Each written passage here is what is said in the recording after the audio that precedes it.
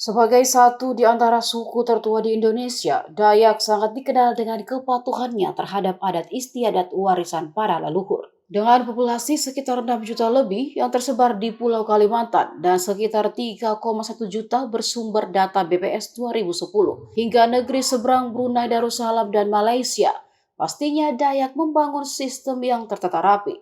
Layaknya militer sebuah negara, Dayak ternyata memiliki serdadu, yakni pasukan merah bernama Tariu Borneo Bangkule Rajak. Pasukan merah saat ini dipimpin Panglima Jila atau Pangalangop Jila.